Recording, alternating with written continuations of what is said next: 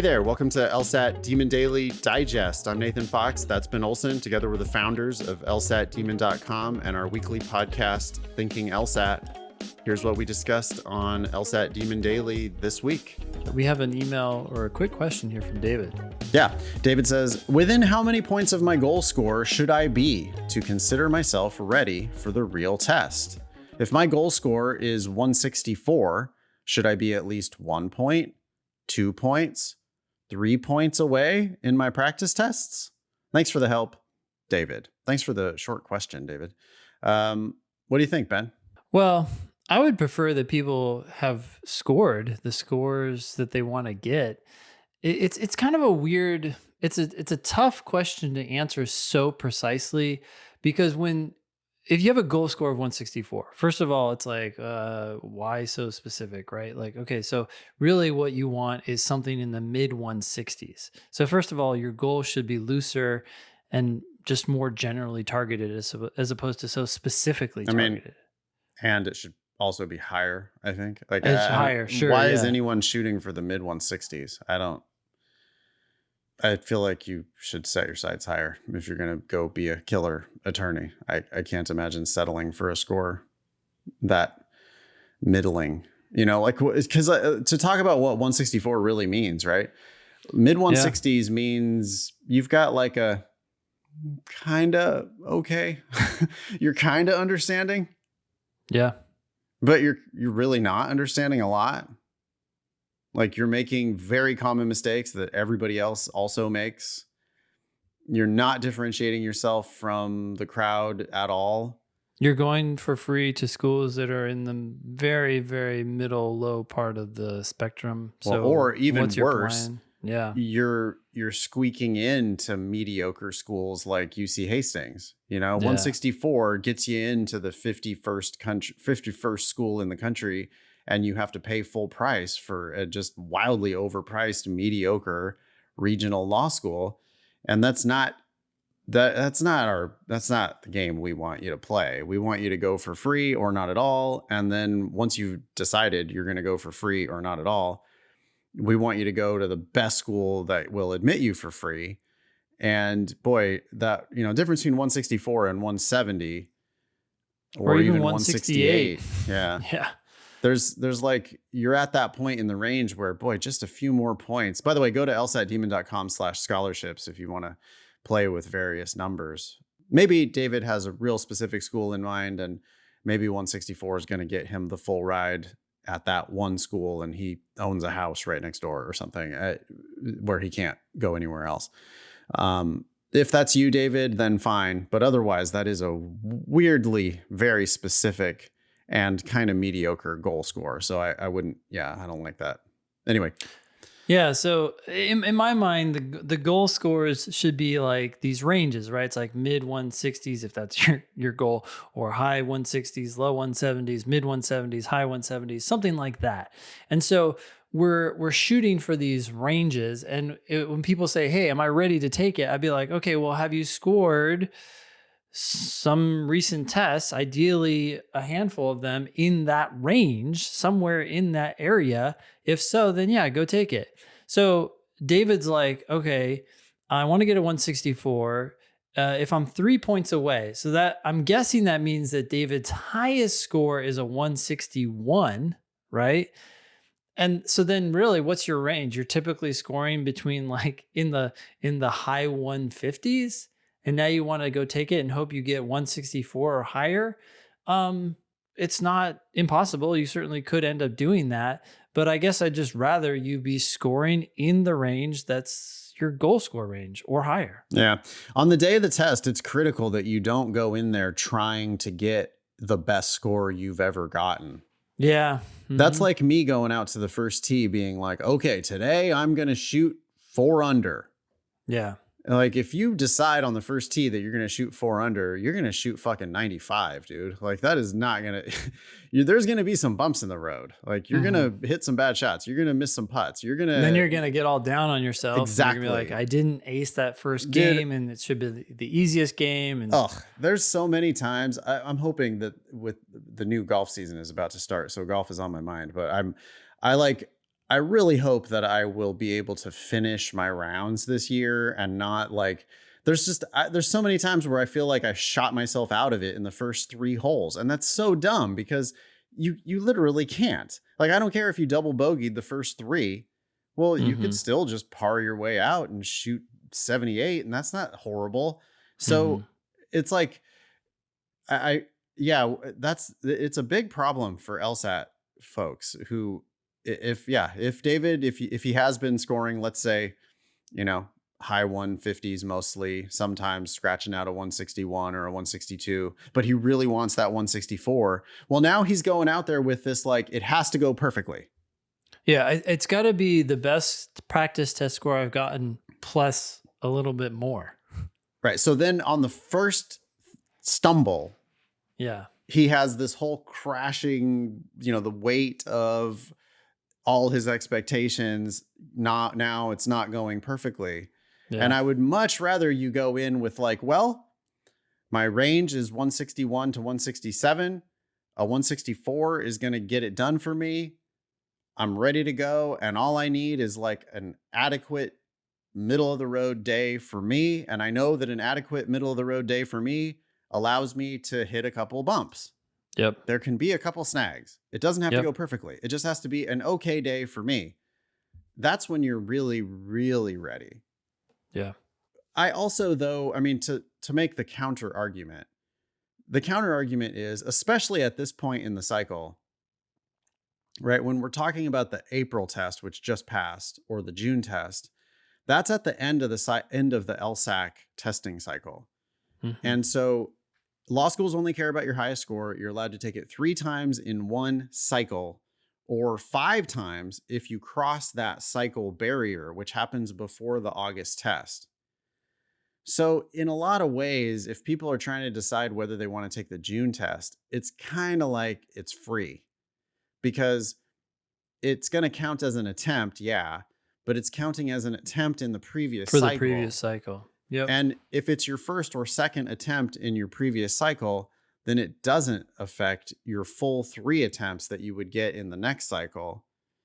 And so to that extent, I would allow people to kind of take a shot at it. Like, we've been given advice.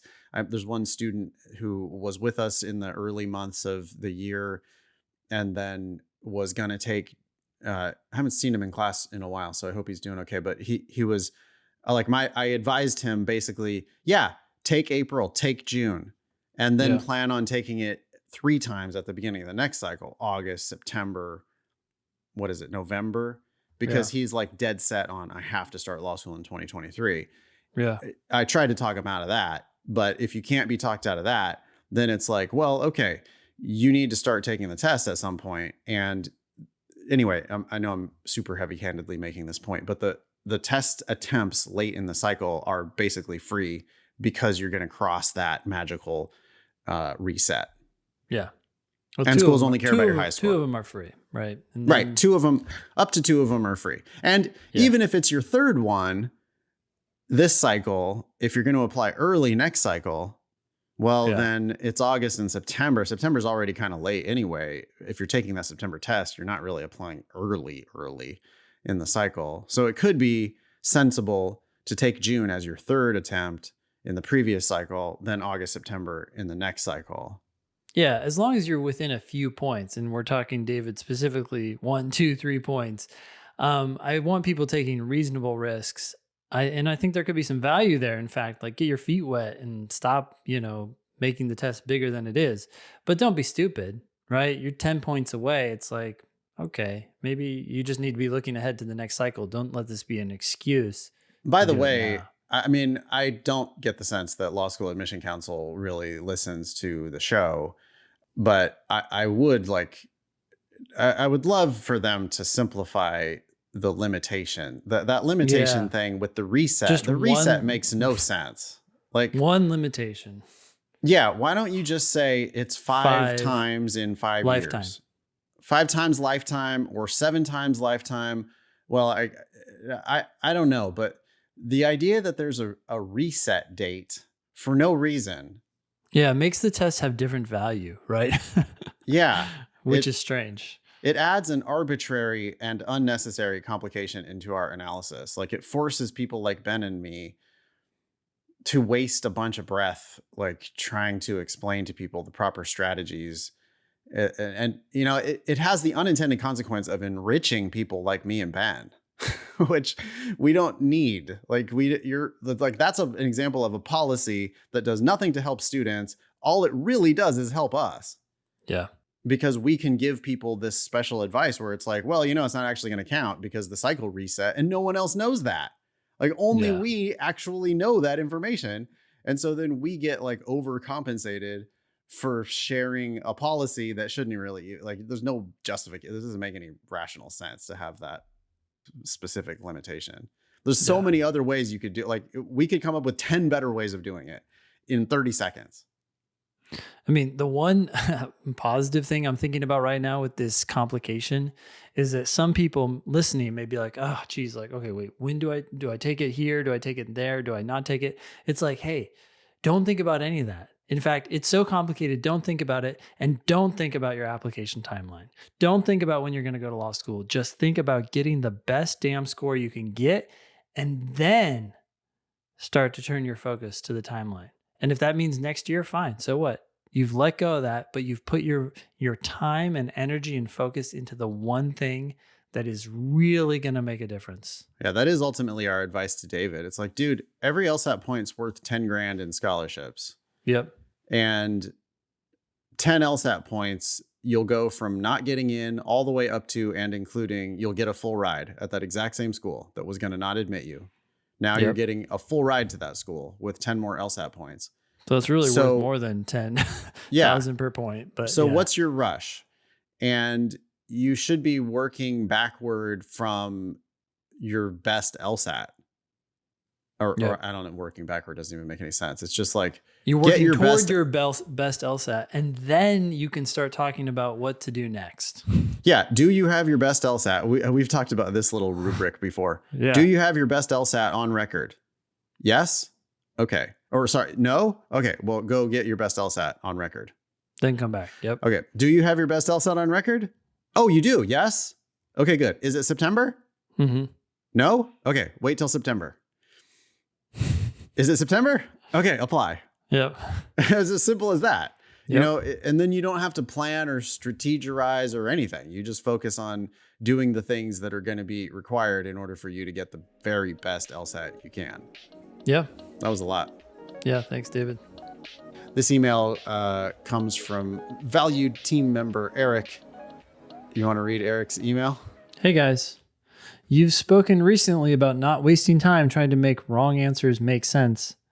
I have a way of thinking about this that might make for amusing pod material. In my LSAT study, I became wary of what I called Escher answers, a term inspired by the linguistic phenomenon of Escher sentences. Is this referring to MC Escher? Yes, the artist? MC Escher, the artist with the guy walking up the stairs. Yeah, it looks like and it's then an if you follow where walk. he's going to go, eventually he's going to end up upside down on that same staircase. Yeah, it's like a Mobius strip of infinite whatever. Escher, everybody knows this guy.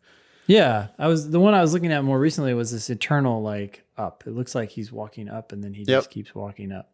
But anyways, to quote Wikipedia, comparative illustrations or Escher sentences are certain comparative sentences which initially seem to be acceptable, but upon closer reflection have no well-formed meaning.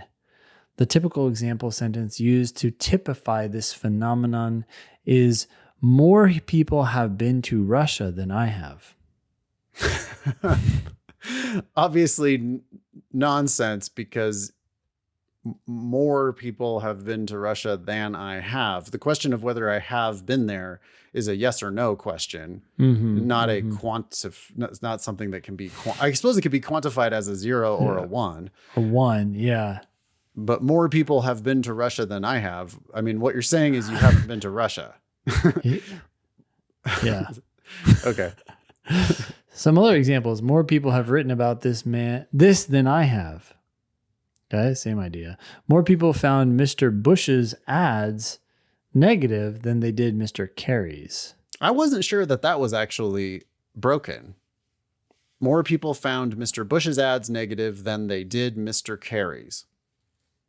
And they found Mr. Kerry's ads negative? I feel like there's an implied than they did Mr. Kerry's.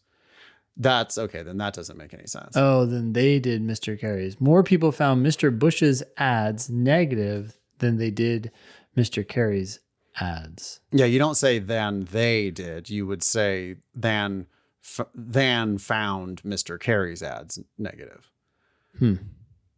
Right. That would make sense. But that's just not literally what it says. It's comparing the number of people who found Bush's ads negative to it's like hard to describe because it's like, it's referring to the very people who you're saying that there are right, more. You can't count those people. Right, exactly. Than they did. Who the more? No, actually it's the same number. Yeah. Yeah. Okay, cool. Than others did. Okay. Yep. Like many wrong LSAT answers, these sentences might seem okay at a glance, but fall apart on a closer reading. But they're captivating because it's difficult to explain what's wrong with them. Yep. Like the geometrically impossible architecture of MC Escher's drawings, your brain really wants to believe it can make sense of them even when you know you can't, or you know it can't. The same is true for Escher answers on the LSAT. You know something is wrong with them and you may feel compelled to crack the puzzle of their wrongness. But that's a trap. Escher answers are wrong in deliberately confusing ways which would take more time than they're worth to analyze. It's best just to forget them quickly and move on. Eric. That's awesome.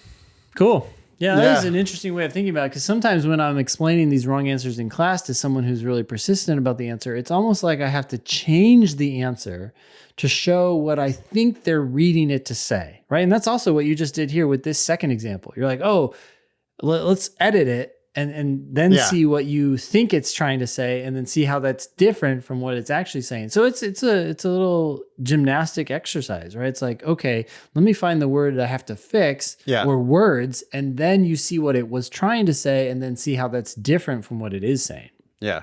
If you can see how you could make an answer correct, then I mean, you don't need to, that's great. Like you just acknowledge that and go, oh, well, we could fix this and make it right, but it's not right the way it is. And then, just forget it and move on. I've always called these like, it's like I have an image of a blender where it's like, well, you took all the words in the argument, you took all the concepts in the argument, and then you just sort of spun it in a blender and then just poured out a mucky, it's like all the right words. They're just not arranged in any sort of a way that makes sense. Yeah. I've stolen that idea from you. I like it. I think you've also called it a word salad or something like that. Sure. Yeah. It's just like, well, I like the blender better because it's like, you just take things that could be arranged in a useful way and you just garbage them up to where they're not, now it just doesn't mean anything. Yeah. I like this Escher answer. That's cool. We have a guest with us, Kyle McEntee. He's a repeat guest on the Thinking LSAT podcast. This is his first appearance on The Daily. Kyle is Senior Director for LawHub's Prelaw Division at the Law School Admission Council. Prior to his role at LSAC, he founded Law School Transparency. What's happening, Kyle? We got some cool announcements. That is amazing. So I'm excited to make those. Yeah, we are going to hear some Law School Admission Council news. And did you want to start, Kyle, with a little bit about what LawHub actually is, since that's your domain now? Yeah, absolutely. So, I mean, I think the way to think about LawHub is that we're really trying to set up students for success in their, as we call it, the law school learning journey. So that means we're really all about improving outcomes. So in the pre-law space, in addition to LSAT test prep, this means helping you figure out where to apply, how to apply well, and ultimately where to go and how much to pay. And then in the law school space, we're really focused on academic skills building and professional development to really help students kind of navigate today's complex business world. And this is a bit of a different move for LSAC. We've really been known as a testing company, and I think you can really think of us now more as an education company. So when I think of LawHub, I just think of like a place where there are lots of practice tests for people to take, especially if they decide to get Prep Plus. But you're saying you're trying to offer a bunch of other services. Absolutely. So one of the very first things we did after I came on board and LSAC acquired Law School Transparency is that we actually now to get into LST, you have to use your LawHub account. You can use the basic free account, but that's I think the first example. And then over the coming months, we're going to be, well, there's a few programs I'm about to announce. But after that, we're going to keep adding more and more content to LawHub. So it is about way more than just test prep. But, our goal with everything is to be the gold standard with whatever it is that we're producing. Cool. You have two new things to announce. So as of May 5th, enrollment is now begun for 2 new LawHub programs that will be of interest, I think, to the show's listeners. So again, consistent with our theme of improving outcomes, we have Admission Unmasked and Law School Unmasked. Admission Unmasked is for people who want to apply to law school this coming cycle, so fall 22. And Law School Unmasked is for people who are starting law school this fall, and both are free.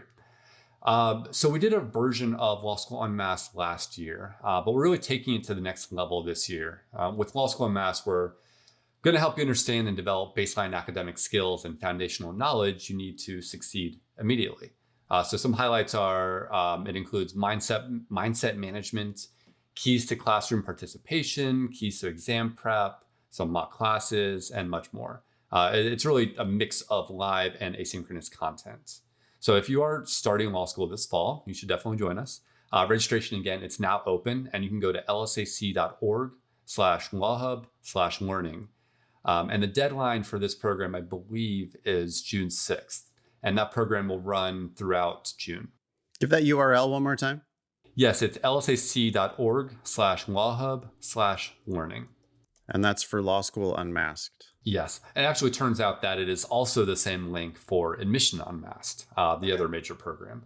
Again, Admission Unmasked is focused on those of you who are applying to law school this coming cycle. And it's aimed at helping people understand the application process, prepare better applications, and make more informed choices about where you apply to school. So you can ultimately make a more informed choice about whether and where to attend, as well as how much to pay. This program will be pretty intense and comprehensive. It'll span 6 weeks this summer, but it'll be 5 weeks of content. We'll take a week off for July 4th.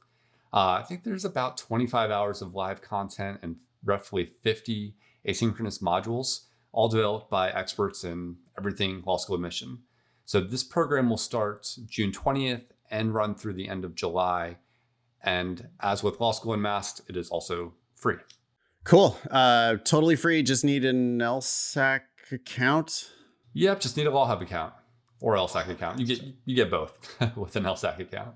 But yeah, all you have to do is log into LawHub, no cost, and it'll be there. You click enroll, and our new platform, which we'll see some advancements on in the coming weeks and months, it'll all be there in LawHub. Okay.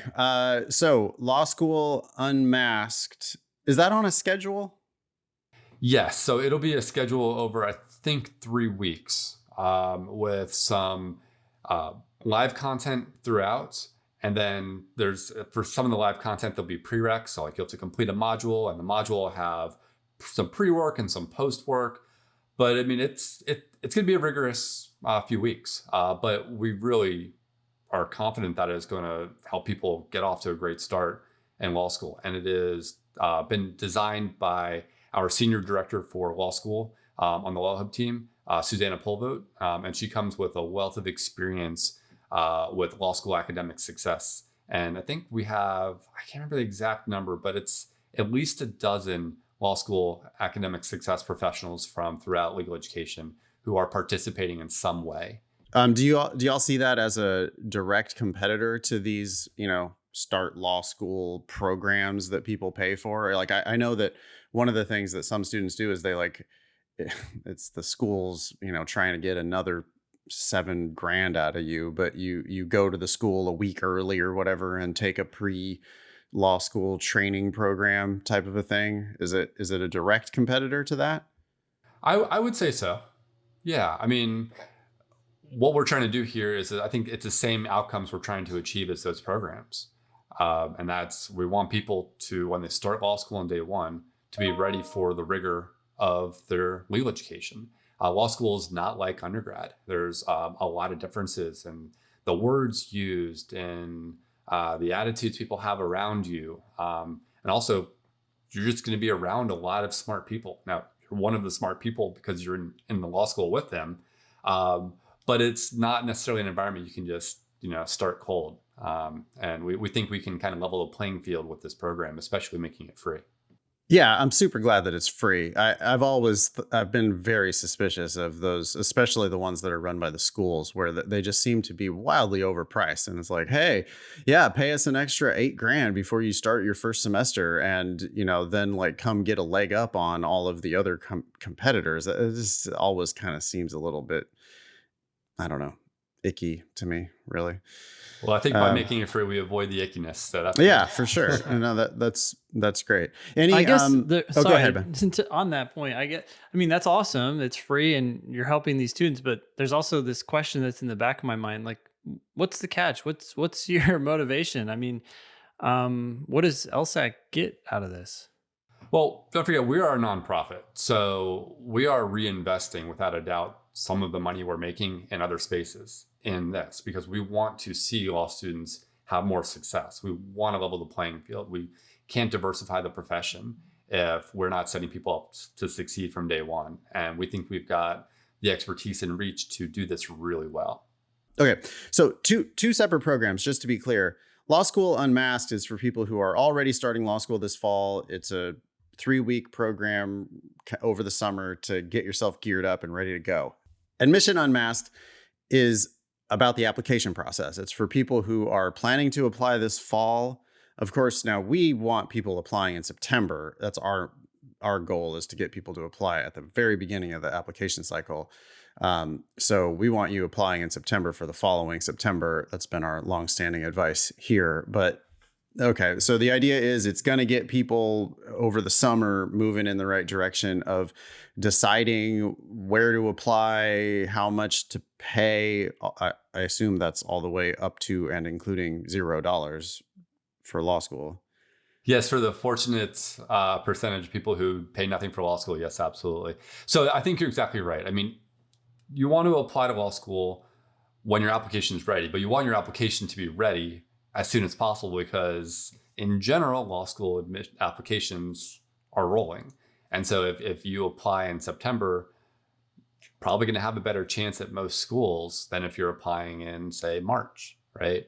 And, get further and further away from March, earlier towards September, the better off you're likely to be. Now, that's not universal, but it's in general good advice.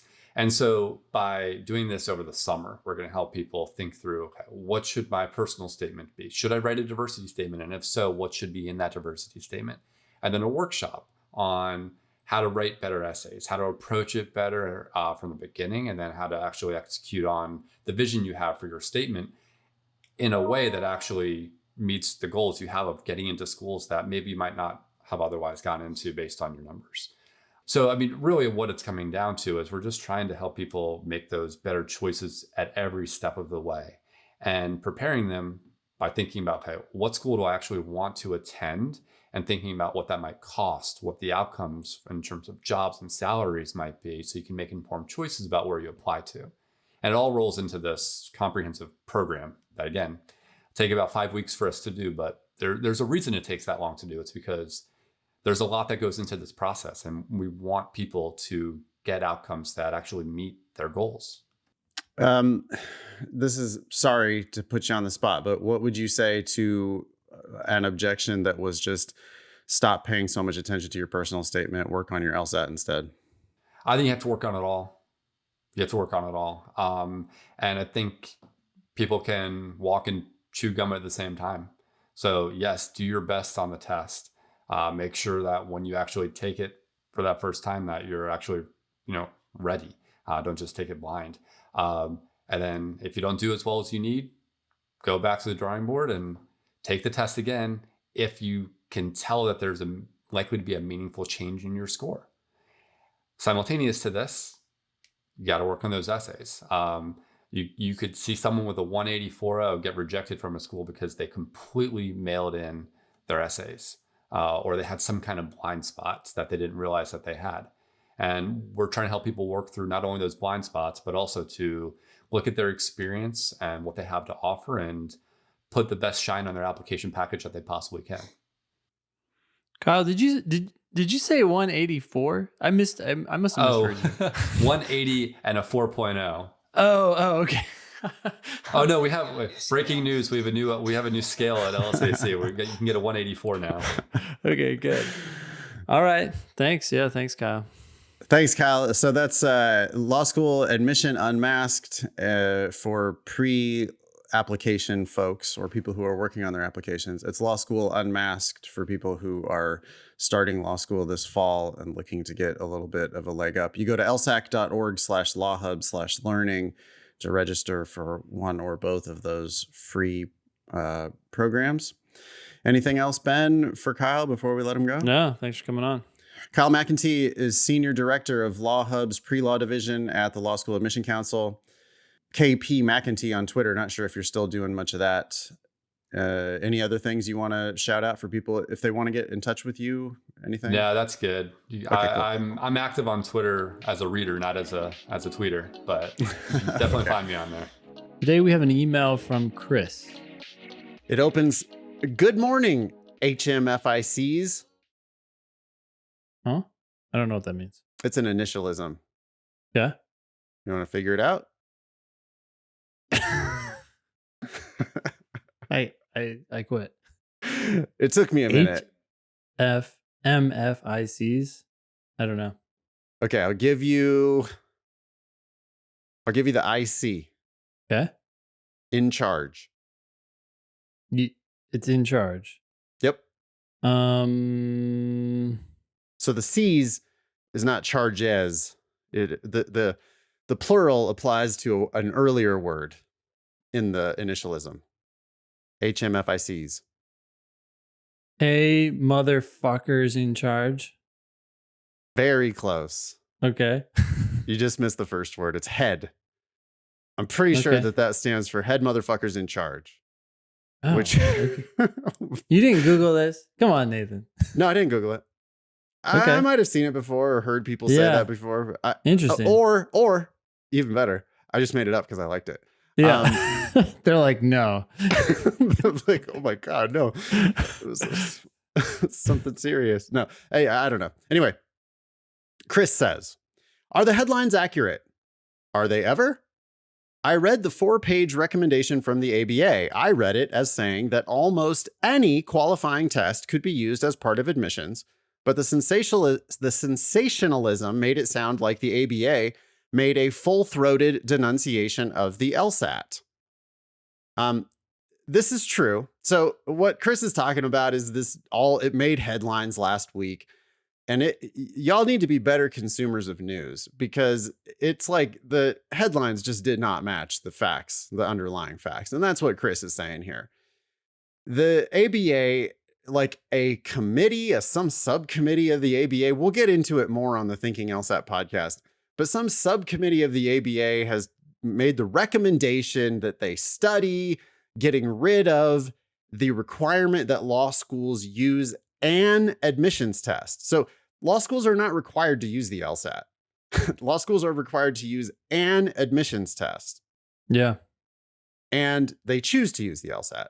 This is just removing that's a recommendation to remove the requirement that law schools use any admissions test. That's not the same thing as saying that they can't use the admissions test.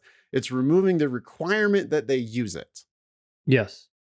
And they're already allowed to use whatever test they want that's qualifying, and so far that's the GRE and LSAT, and yet they predominantly favor the LSAT for very good reason.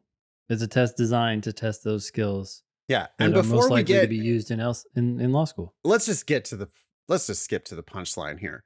Yep. Law schools weight LSAT between 2 and 10 times as heavily as they weight GPA.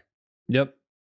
Go to lsat.link/index if you would like to see our math on this. We used the publicly available law school admissions index formulas.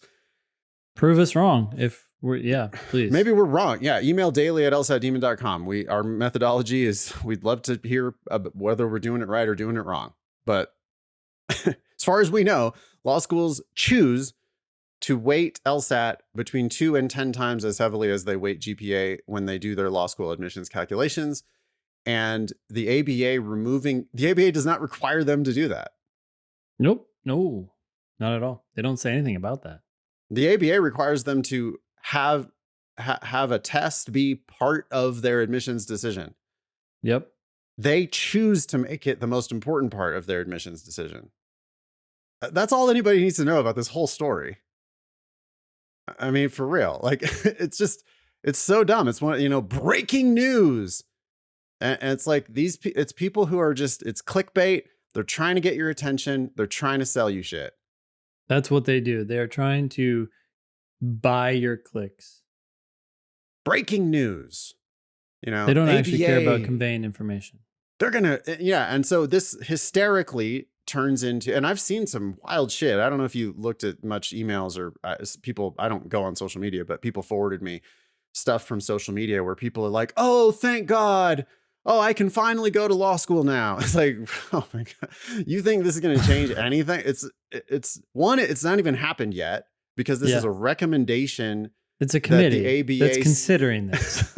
So the ABA is going to continue to study whether they should do this. And even if they did it, it still doesn't do anything because law schools are still going to be allowed to use the LSAT, which they consider to be the most valuable bit of data that they have about prospective applicants, prospective law students. They choose to weight it between 2 and 10 times as heavily as they weight GPA, which is their next best thing. So LSAT dwarfs everything else, and this does not change that in the slightest. Anyway, Chris continues, the Twitterverse was predictably bipolar. The left, I presume, online seems to believe the LSAT is no indicator whatsoever of competence or future success in law school. The right is certain that this move indicates another mortal wound for the profession and meritocracy in general. So, I mean, that seems like a pretty good assessment, actually, of what, in the hyper polarized world. Yeah. I mean, that's why I'm not a Democrat. I'm not a Republican.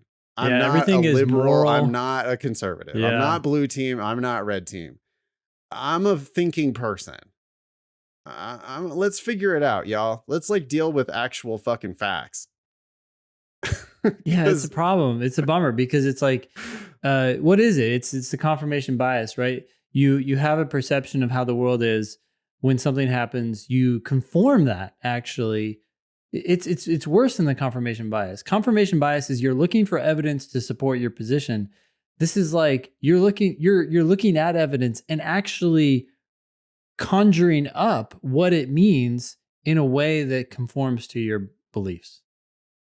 I mean, we all do it. I'm sure I do it every day from morning until night. But this is what's happening here. Of course, we're not that smart, right? We're pattern seekers, and we have all these rubrics. We take shortcuts, cognitive shortcuts all the time. Yeah, and a bias toward preconceived ideas is one of those major. Like, you wouldn't be able to live without it, but but it's important to try to notice it when you can, especially if you're trying to think through an issue like this. Yeah. Anyway, Chris says, you guys make a living as LSAT tutors, in case you were wondering what you did every day. Oh, yeah. So I imagine it could be hard to give an opinion that is fully free of bias. But what do you think? How could removing the LSAT or replacing it entirely? I'm not sure what this standard 503 revision is suggesting.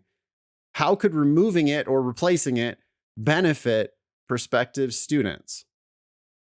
I think that, okay, when I think about the LSAT, it's not perfect, right? There's a 60 to 65% correlation between your LSAT score and your 1L grades. There's a correlation between your 1L grades and your overall grades. There's a correlation between your overall grades and your bar passage rate and your success as an attorney.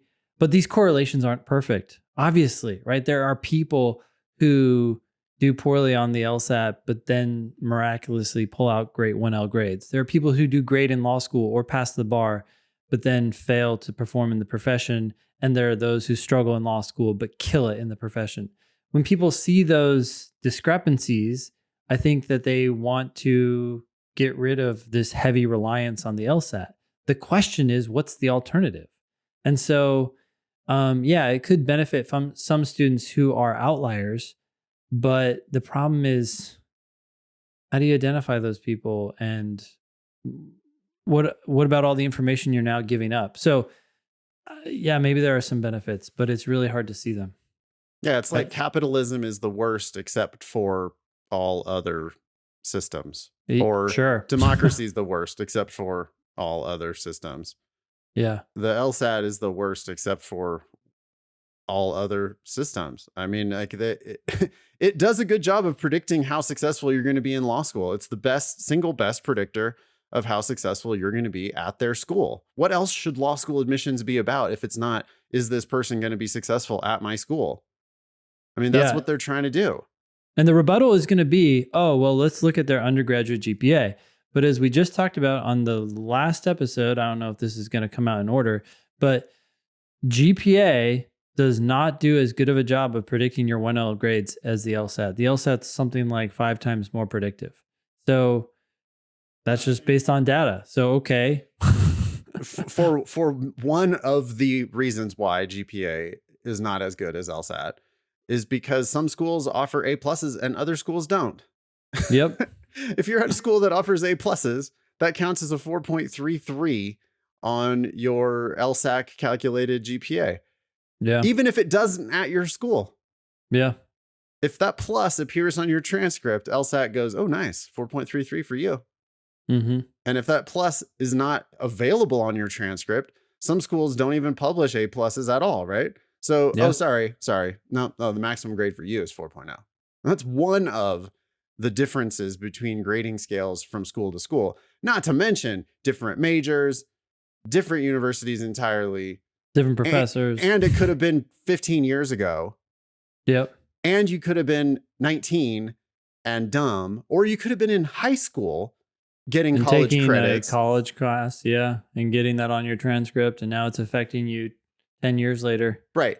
15 years ago version of you who had no intention of going to law school, who just kind of skated through undergrad and, oh no, you were on some other different path and you got bad grades. Well, that's going to just anchor, you're going to carry that around for the rest of your life. So Chris continues, after listening to you guys for over a year now, it seems to me that the LSAT, though potentially prohibitive to low-income students, I myself am a fee waiver recipient, is kind of the last safety valve protecting abysmal hopefuls from being preyed upon by law schools with shitty bar passage rates and worse employment prospects.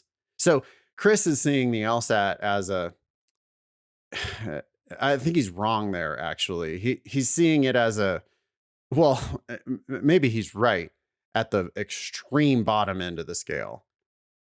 Like if the LSAT is actually keeping you out of law school. Yeah. Because there is a fee waiver. So like, it's not because you're too poor. You can always get the fee waiver. Like if you're legitimately poor, you get the fee waiver. You can take it twice for free.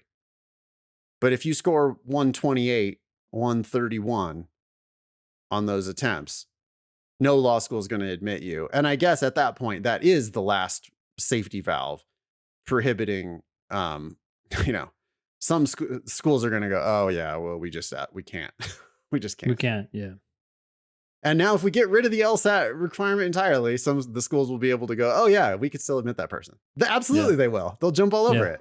Yeah. They don't give a fuck. They want your money. They want they want to milk the student loan system. So the real bottom feeding law schools, and there are hundreds of them.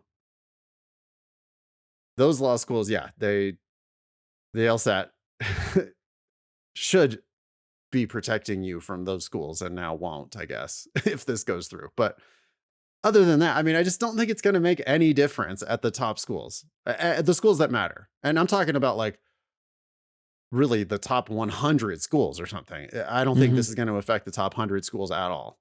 Yeah. Hopefully that got some clarification for you, Chris. So the committee is just recommending removing the requirement that law schools use a test. So they'd no longer be required to, but of course they could continue to and probably likely will, given how much they love it. And their love is not totally irrational. What's the alternative? Right. It helps them predict whether you're going to be successful in law school. And US News also cares about it, right? So is US News going to stop looking at LSAT when they rank law schools? That would be something that would probably move the needle. One thought experiment here is to put yourself in a law school's shoes or the US News and World Report rankings shoes. Not that I care much about them or even law schools, but put yourself in their shoes, look at thousands of applicants, and try to make decisions about who should be accepted based on what they say to you in their personal statement and their undergraduate GPA. Undergraduate GPAs are very narrow bands, right? It's not a 0 to 4.0 scale or even a 2 to 4.0 scale.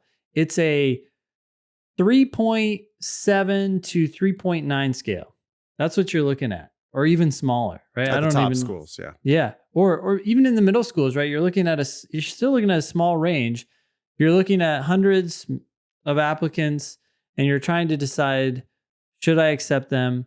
And how do you compare these apples to oranges? Because everybody's got different majors, but they sit down and they take a test. They have a limited amount of time. All the LSATs are very, very similar to each other. So comparing an LSAT score from one test to another is pretty easy to do. I'm not saying it's perfect. Yeah. As a single numeric measure, I mean, like the law school, the fact that they have an index to begin with, I think is really telling. And by the way, if you want to look at the background on our weightings, again, you can go to lsat.link/index.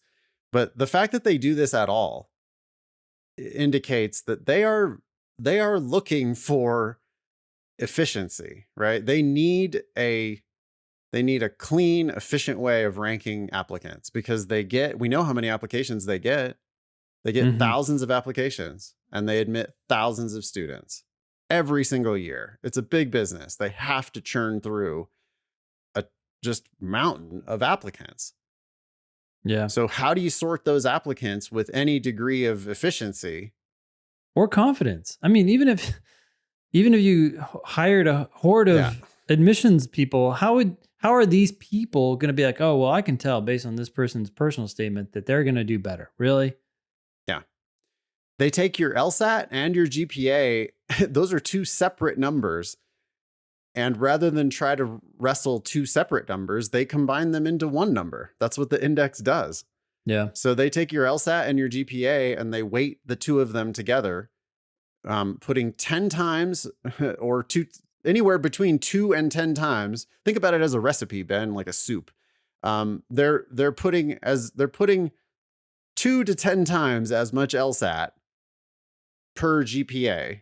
Yeah. Now, to be fair, 90% of the schools fall between 3 and 7 times. Okay, 3 and 7 times. That might be, a more comfortable number, but it's huge, right? Astronomical. Yeah. To me, that doesn't seem like it makes that much of a difference, but I just don't want people to focus on the 10 and be like, oh, well, it's 10 times as much. Well, it's like, yeah, for a small number of schools, but the vast majority is, I feel like this is interesting. Now we're talking, I mean, when you tell them 10, then they see an order of magnitude and they go, oh, wow. When you tell them 7, they don't see an order of magnitude, but it's closer to an order of magnitude than not. Yeah. Right. And so I feel like 10 is actually worth, I feel like I want to say 10. Yeah. And 2 to 10, I feel like is fair because Stanford's at 2, right? Well, to be consistent with the data, we'd probably have to say 1 to 10, right? Because we're including everybody. And there are a couple of schools below Stanford. Is it actually 1? I thought it was like 1.7. But anyway, we can we can talk about, I mean, it's all public. So again, lsat.link/index. Yeah. You can figure it out for yourself. But law schools are weighting the LSAT. Yeah. I mean, it's roughly, right? I mean, 2 to 10 is a shorthand. 3 to 7 is another shorthand. Either way, you know, we could boil it down even more and just say, hey, 5 times. Yep. 5 Right? times more. That's the Like average. on average, if we're just kind of rough measure, they're putting 5 times as much LSAT as GPA. Yep. And they're doing that by choice because they think it helps them sort out who's going to be successful and who's not going to be successful. Now, Yeah. But that's what you would have to do if you're a rational law school. I mean, unless you think all law schools are irrational. That's a possibility. It could be that they're all wrong. Yeah. I mean, we all thought that the world was flat for a time there. Right. But anyway, Chris goes on and says, some conversations did mention apprenticeships, which I believe is kind of the original and classical mode of instruction for lawyers. But in practice, this seems far less egalitarian than what's in place now, which is already not that egalitarian. It's like trading one kind of privilege and gatekeeping with another kind of privilege and gatekeeping. I ain't no senator's sons, nor a lawyer's. Could you wax philosophical on your perfect world scenario for legal instruction if you have a minute?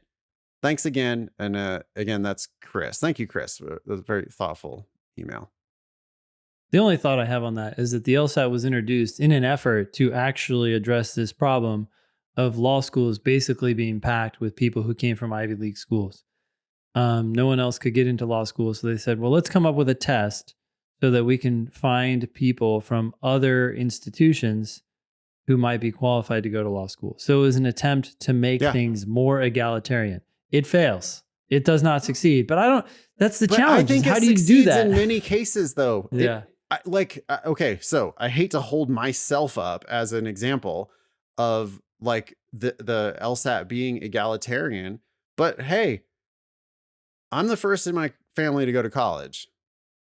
Okay, I come from a poor background. I mean, my grandparents were agricultural laborers. My parents didn't go to college. I grew up middle class, small town, middle class. Went off to college. That was the be all end all of my education. I had no idea that my undergrad grades would ever affect anything. I did not have any intention of going to law school. I didn't even know what law school was. I had no intention of going to any graduate school.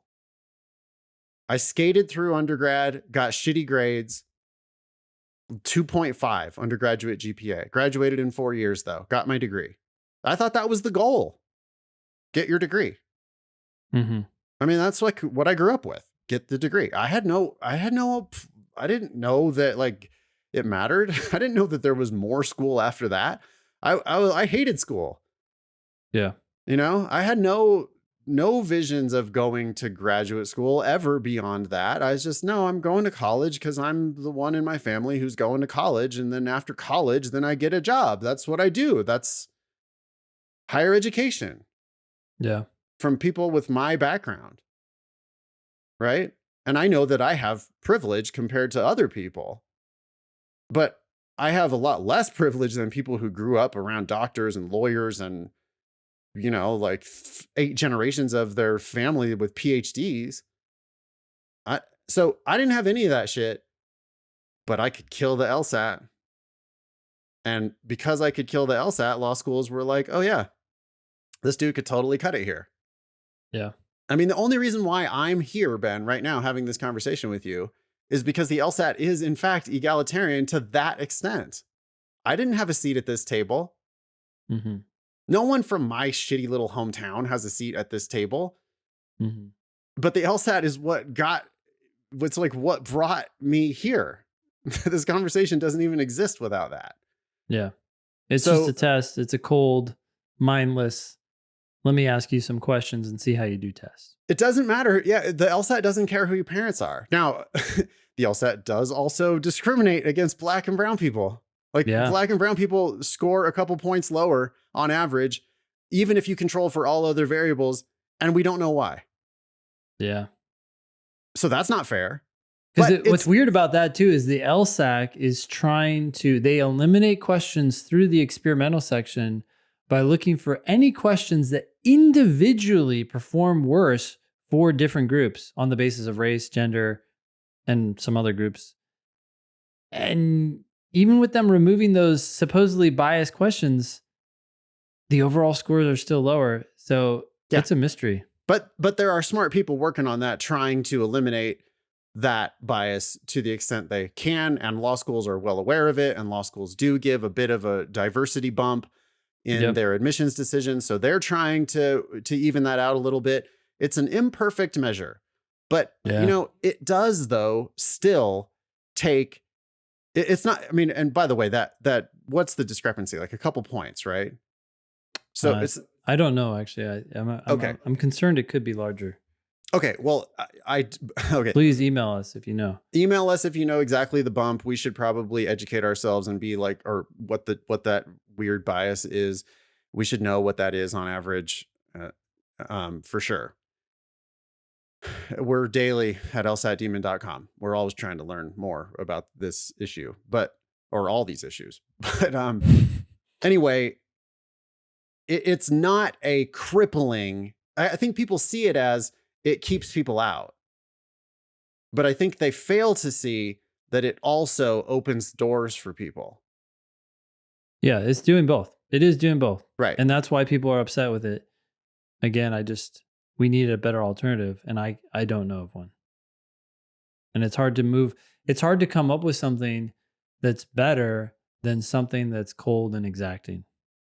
Yeah, I mean, a perfect world scenario for legal instruction, I don't know. I mean, it's not what we currently have, that's for sure. It's not these giant law schools charging crazy money and not preparing people for the practice of law. That's not it. Yeah. But what is it? I don't know. And by the way, I'm not a lawyer. I never practiced law. So I don't know what it is. I just know that the current thing is kind of a show. It's like a kind of a competition. It's an academic competition to rank people for the law firms.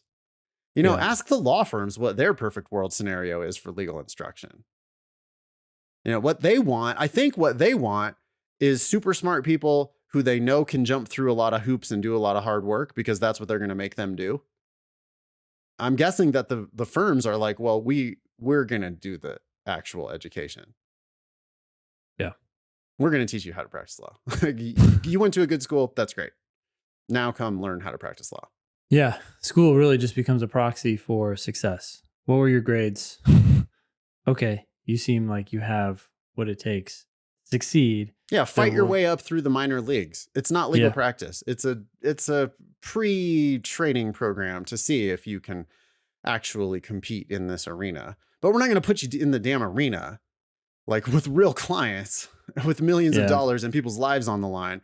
We're not going to put you into any kind of real arena. We're going to put you in this show arena, fighting with wooden swords. And the people who make it through the wooden sword combat, now you get to come fight with actual weapons. Yeah. At the firm. Today we have an email from Jonathan. Says, hello, Ben and Nathan. As a DACA recipient and hypothetically speaking, if I am able to get a great LSAT score, will I even be able to get a full ride scholarship due to my status? For some context, I already have my undergrad degree and have been working with LSAT Demon Basic for about a month now. I plan on applying for this next cycle, hopefully getting accepted to start law school in fall of 2023. I should have probably got an answer to this question a lot sooner, but I would love to get through law school without having to pay a dime, as you both advise. Thank you both for your help. Both of your approaches on the podcast made LSAT Demon feel much more personal than another prep company, which is why I chose to stick with you all. Best regards, Jonathan. You know much about DACA? DACA stands for Deferred Action for Childhood Arrivals. It's a policy that protects around 800,000 young people, known as dreamers, who enter the United States unlawfully as children. At least that's a definition of it that I got from the internet. So we know it must be 100% impervious from any kind of critique. Yes, that is the truth right there. Well, I don't know a lot about DACA, but I mean, you got through undergrad. I don't see how scholarship money would be tied to that status. I could see how maybe federal loans might be or something like that. Again, I have no idea, and presumably they're not. But it's hard for me to see how scholarships, which are really just discounts, right? You're just not paying as much as someone else, would be tied to that status. The thing though here is just to pick up the phone and call the school. It's an easy question. It's a 5-minute conversation, and you will probably learn way more than you will emailing all sorts of people or Googling. Keep in mind that you're going to be talking to basically a salesperson who may or may not give you advice that is like actually in your best interest. We've talked about this a lot on the show before, both of our podcasts before, but you know, the admissions folk, their interests are really not aligned with yours. They want you to apply to their school today. Yeah. And you know, they're gonna, it's just like a car salesperson. I'm not judging, but I'm saying that the car salesperson, you know, their job is not to help you find the perfect value for you. Their job is to get you to buy one of their cars. Yeah. As soon as possible. Yep. And that's how these admissions people operate. You're calling the sales department of the school when you call the admissions office. They're like, let me transfer you to sales. Okay, great. No, it is. How can I help you? Is, yep. How can I? It is the sales department. And so they wear the clothes of, you know, a consultant who is here to help applicants. And the message that they're going to try to give you is, you know, we want you to be the best, very best applicant you can be. And it's like, oh, really? Yeah. That's just like, you want me to be the very best car buyer I can be, which is the person who buys a car today. Like that's ultimately what they want. So I don't know. I mean, I 100% agree. Call. Maybe not just the admissions offices though, right? Like I feel like you might be able to get in touch with alums somehow who have this DACA status. Sure. You could call the school and ask for, hey, I'd love to talk to someone who is a DACA recipient and a graduate of your school or currently there. Yeah. Here's the thing about calling, right? And I want people to develop this muscle to just pick up the phone and call. Yeah, and I agree. Let me just tell a quick aside here. This weekend, right? I went to visit one of my best friends from high school, and we went down to southern Utah to Arches National Park. Nice. And on the way there, this is my total fuck up, but on the way there, we're like an hour away. We've been driving for 2.5 hours, and down from Salt Lake, and I'm like, oh, wait, this park requires a permit. So I knew some other places required a permit, but we didn't get those. We didn't win those lotteries. So we were just operating under the assumption that Arches didn't require a permit. Oh no. And I was like, oh geez, like what we're gonna come all this way and then kind of like hang out in Moab, which is the town just outside of Arches. Yeah.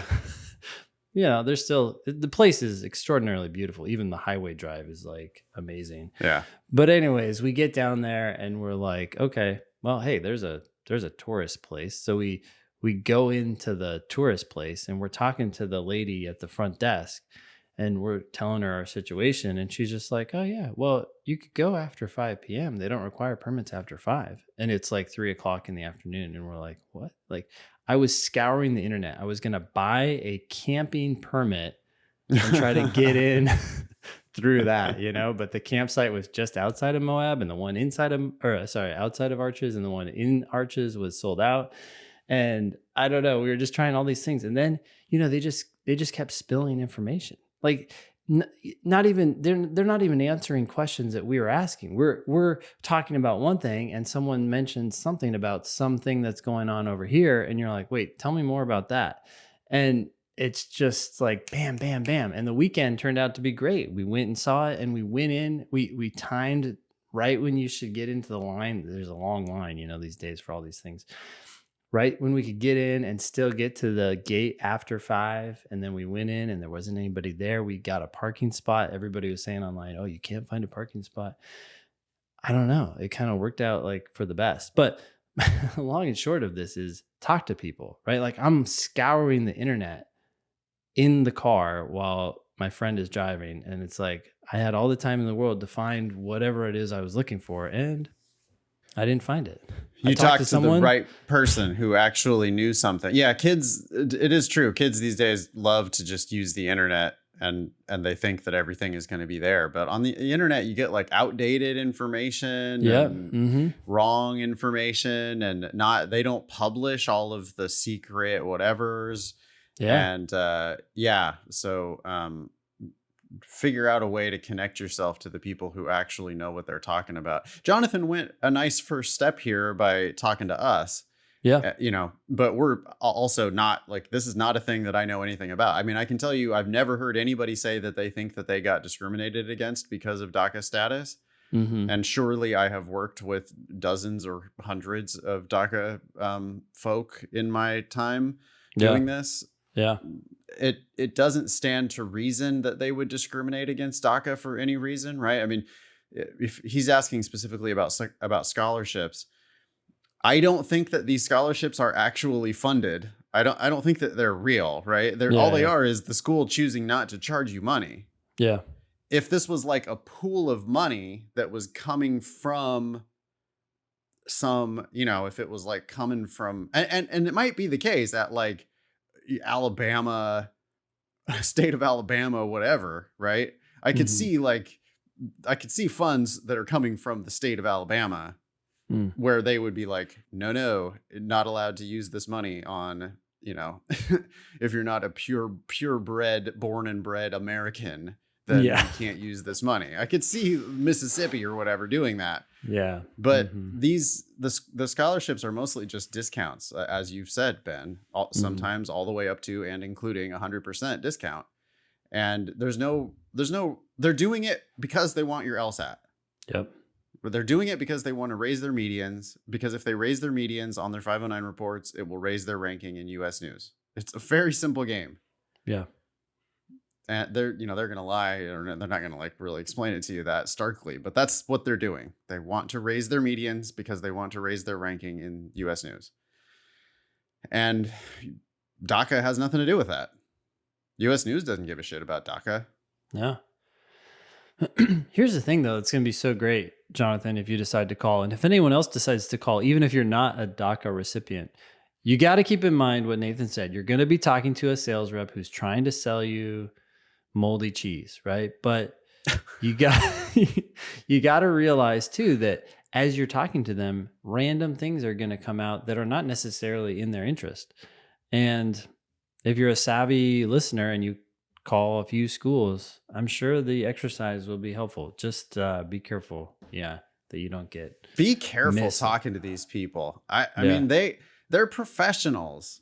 And they're going to seem super, super friendly. They're going to be, asking you about your mom and dad and where you're from and your whole story. And they're going to be giving you all kinds of attention and sympathy. And they're just, they're professional. But I mean, they're also fucking sleaze bags in some cases. Like the person who ultimately convinced me to go to Hastings, I mean, that was extremely sleazy what they did. I'll never forget it because, that he like looked at me with great concern, and it was like a tisk kind of a, and law school is a transformative experience, and you're not really going to let money be part of your decision, are you? Like he said it as if he had great concern for me. And, and then once you go to the school, they never fucking talk to you again. They give you like almost no support. The admissions office, of course, gives you zero support, but even like the career services and everything, they don't give a fuck. You're already there. Yeah. You're already paying full freight, and they don't care. And it's a business. They want your money. It's a business in a very expensive item, right? It's like anyone's. I mean, even real estate agents, they're selling expensive items, but they're only getting 1.5% of that 6%, right? Commission or whatever. Well, I mean, they're getting 25% of that 6%, but or something like Where that. are you getting 25%?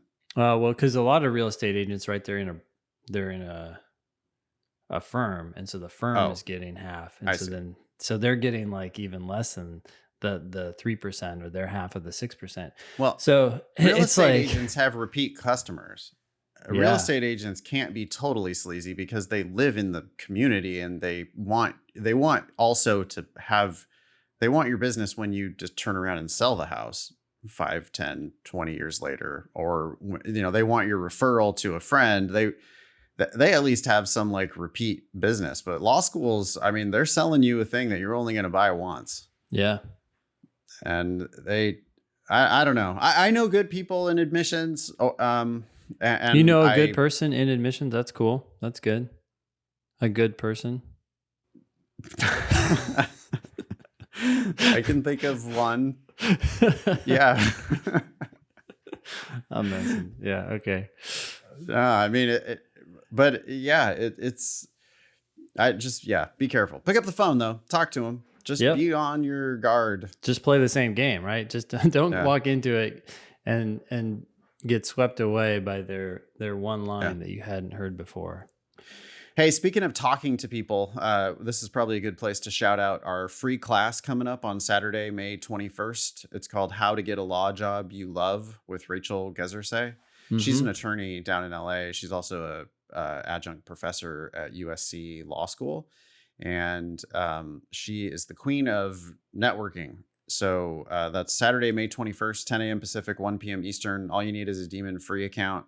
And it's like a how-to network. And kids these days in today's like hyper-connected online world we know that they're really reluctant to pick up the phone and like actually reach out to people. Rachel's, I don't know that she's going to force you to use the telephone, but she is going to teach you how to send cold emails to attorneys who are practicing in the areas that you might be interested in.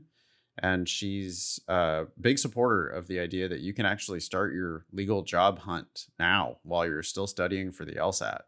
Yeah. You can get yourself a big leg up on your competitors by networking your way into jobs right away. And come to that class because you'll start learning how to do it. Speaking of career services, in response to this whole thing with Rachel, we got an email. I don't know if it's on the agenda anywhere, but we got an email from one of our recent LSAT alums who's about to start law school this fall. And he thought it would be a good idea to reach out to career services and tell them, hey, I'm starting your law school this fall, and I just wanted to get a head start on my job searching for the summer and beyond. And so I was hoping that you could connect me to some alums in my areas of interest. And the career services wouldn't give him an appointment. Wow. As you were saying that, I was actually thinking to myself, I'm like, I almost wonder if that's an interview question you should give to the schools you're considering. Can I start using career services right away? Yeah. Say, hey, I'm so looking forward to coming here. I just want to kind of get a jump start on my, careers, my job search. Can you help me out or connect me with someone there? And if that, they transfer you and then the transfer doesn't go well, it's like you're getting transferred to a department that sucks.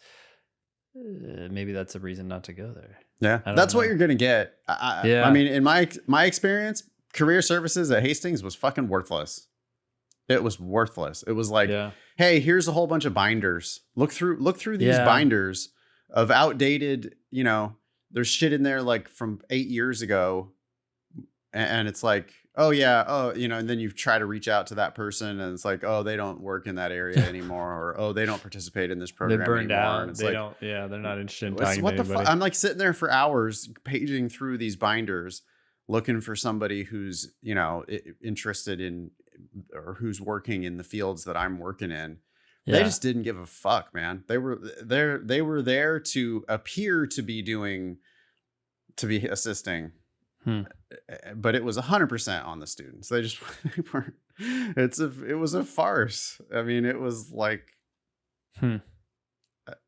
Anyway, be real careful, because of course we have a robust career services department and they have all these programs, fully and staffed. Yeah, fully staffed. And then you like go actually try to make use of the services and you just get fucking stymied.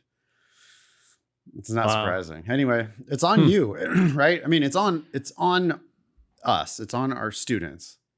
Mm-hmm. Nobody gives a fuck about you. You have to make it happen. You have to make it happen. And one way to start figuring out how to make it happen is to come to this session with Rachel Gezersay. You just need a Demon Free account. The sign up is lsat.link/Rachel. Again, lsat.link/Rachel. I'm learning stuff from Rachel all the time. And so I would be shocked if you did not go there and learn a lot about what you can do. Here's one thing to keep in mind. One reason that older folks do better in the job market is not just because they have more experience. Yeah, that's helpful.